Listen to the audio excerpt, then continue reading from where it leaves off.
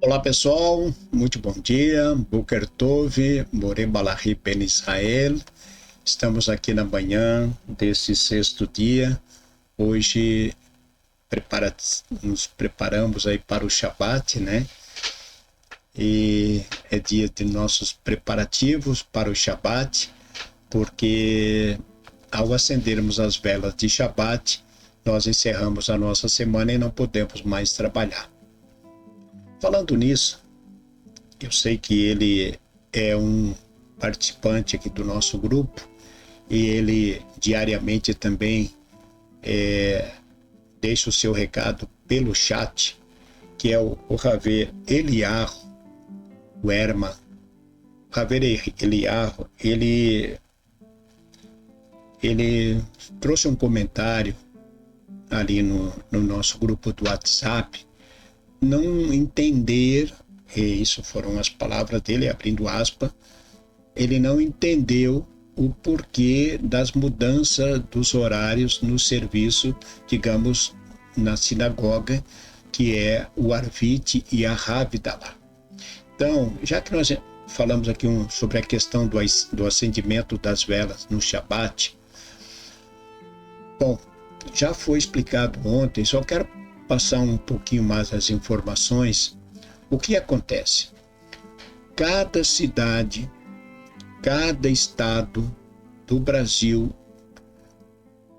cidades fora do Brasil, países, aonde você tiver, o pôr do sol vai se dar em um determinado horário.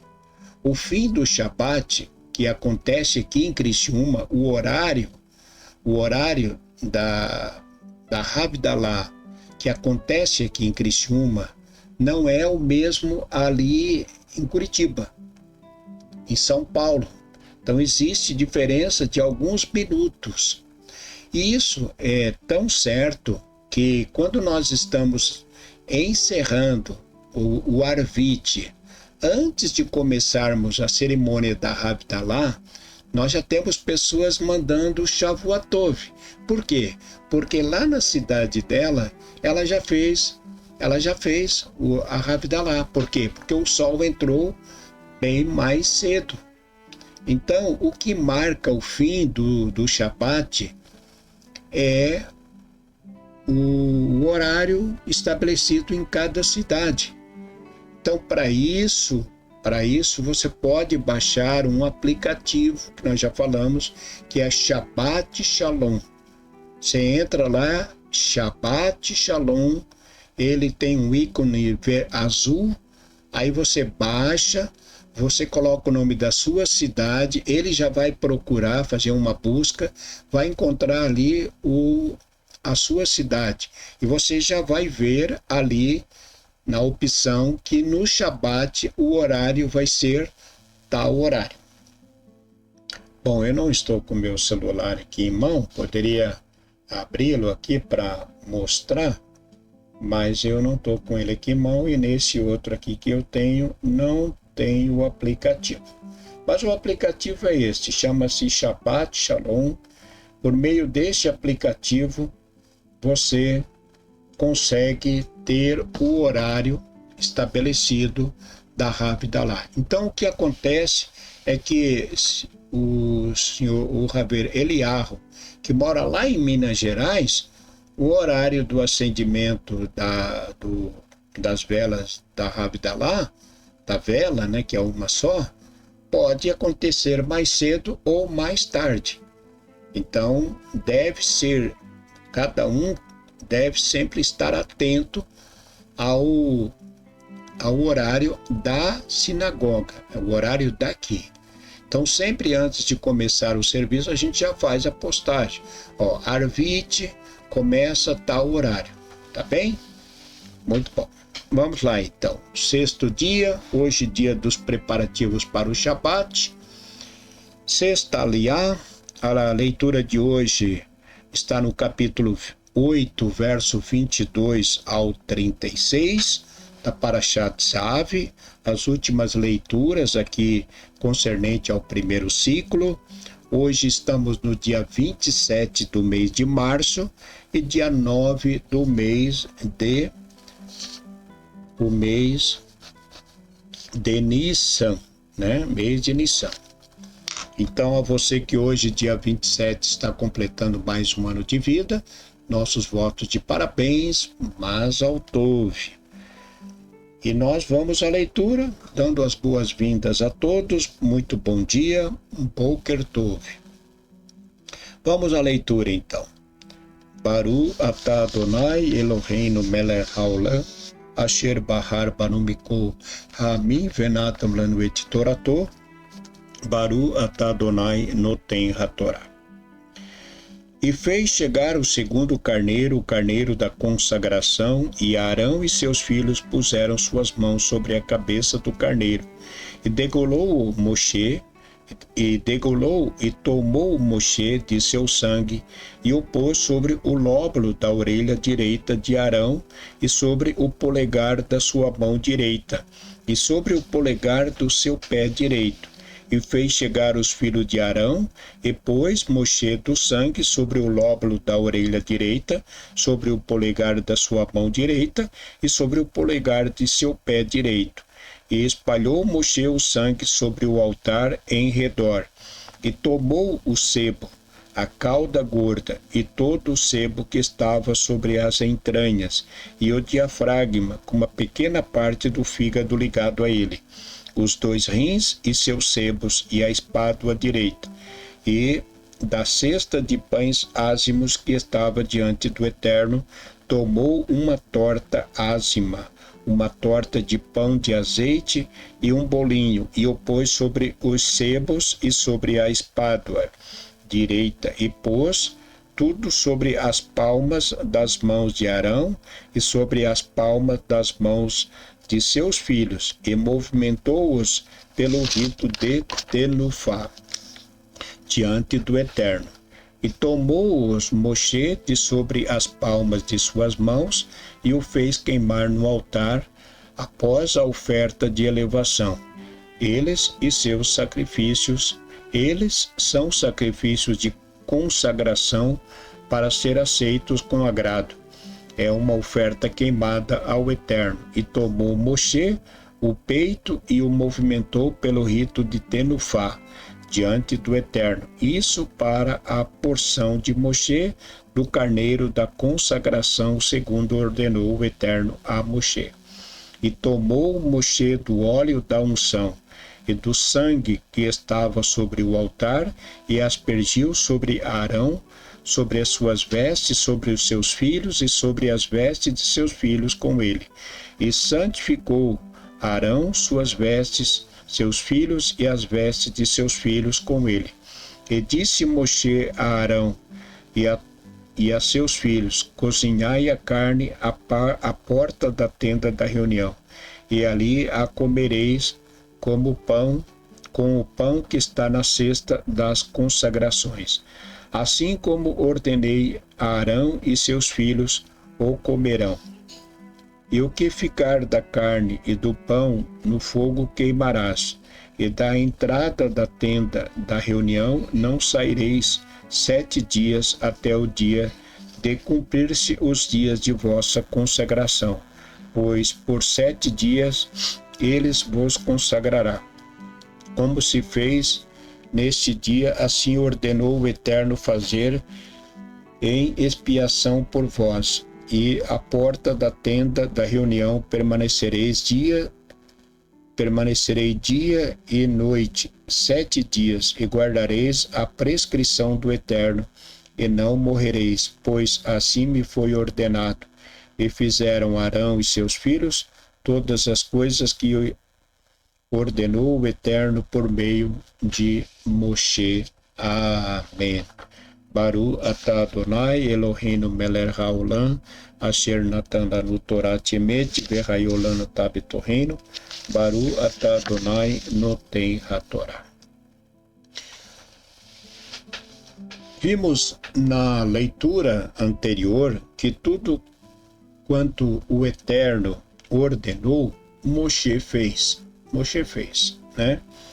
Tanto tudo que envolvia na preparação dos sacerdotes que estariam então administrando os serviços no templo, ali a princípio no tabernáculo. Na aliá de hoje, ela nos mostra que mesmo eles tendo passado pela mikve, que é o banho, mesmo tendo colocado suas mãos, vestido as suas vestes e colocado as suas mãos sobre a cabeça dos animais do sacrifício para perdão dos seus pecados, ainda algo muito importante deveria ser feito: a unção. Eles ainda precisavam ser ungidos, né? E Moshe pegou o óleo então da unção e do sangue sobre o altar e os aspergiu sobre Arão e seus filhos, e as suas vestes santificadas ficaram santas, as vestes. E o dia, então, este dia, o dia da unção, simboliza a elevação completa, né? A elevação espiritual. As vestes, a maneira como as pessoas se apresentam, né? Como nós nos apresentamos, também tem o seu significado na nossa vida, né? Então, por isso, a Torá fala sobre a decência. Então, os sacerdotes não usavam qualquer roupa, eles usavam roupas especiais. Então, o povo de Israel tem suas orientações vindas da Torá. A Torá fala da decência, né? Então, para concluir, a missão dos sacerdotes é servir a Deus, obedecendo a Ele. Então, essa era a missão do sacerdote. Recusar-se em cumprir, se um sacerdote se recusasse a cumprir a lei de Deus, o mandamento,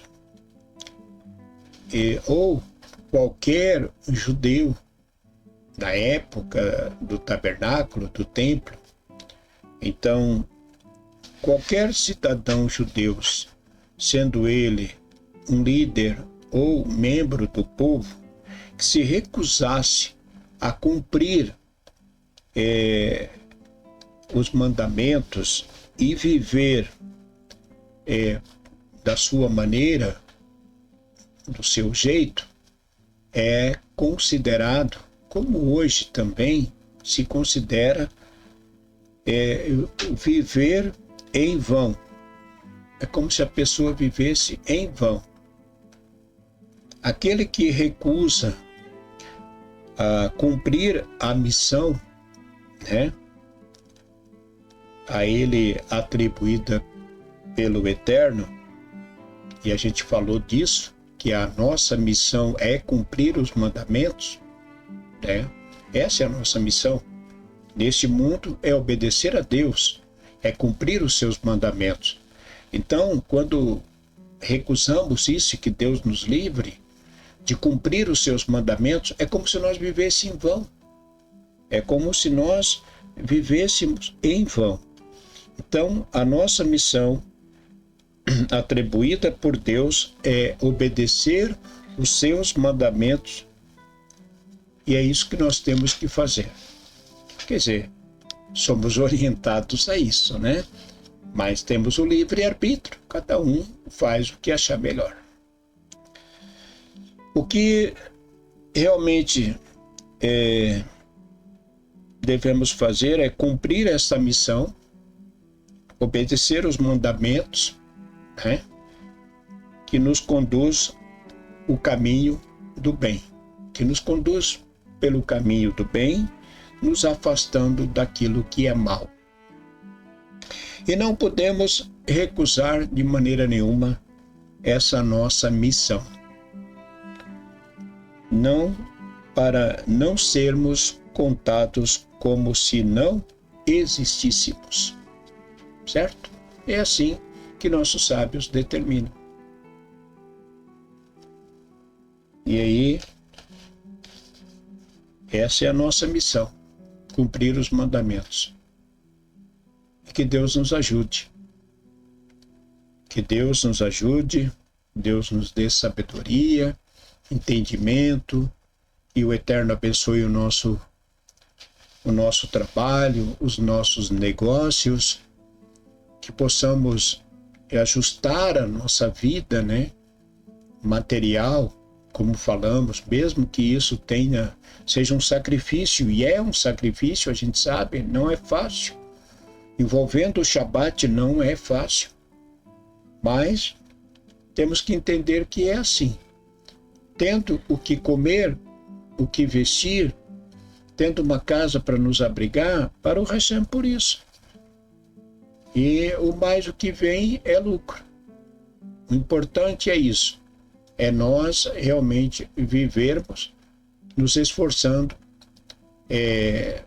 no nosso trabalho e sem que haja necessidade de transgredir qualquer mandamento. A gente fala do Shabat, como falamos na leitura anterior, porque o Shabat é que envolve a nossa vida, né? A nossa sobrevivência é o trabalho. E a gente vive num país que é totalmente dominguista. Então aí é a questão, nós temos que nos ajustar, como eu falei anteriormente, mudar de profissão. E a gente comentou há pouco tempo sobre Moshe, né?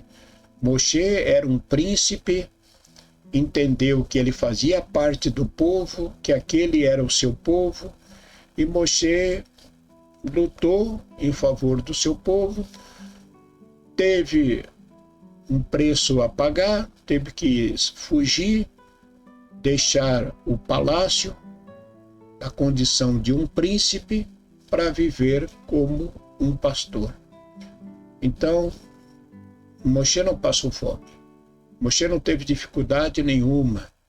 Ele apenas perdeu, né, o lugar que ele vivia. Então, é isso. Cada um analise a si mesmo, né? E que Deus ajude a todos. Eu desejo a todos um ótimo dia nos seus preparativos aí para o Shabat e, permitindo o Hashem, 19 horas estaremos iniciando o nosso serviço de Kabbalat Shabbat. Eu convido a todos a estarem conosco. Tenham todos um ótimo dia. Shalom Lekulam, Boker Tov, Shabbat Shalom a todos. Fiquem com Deus.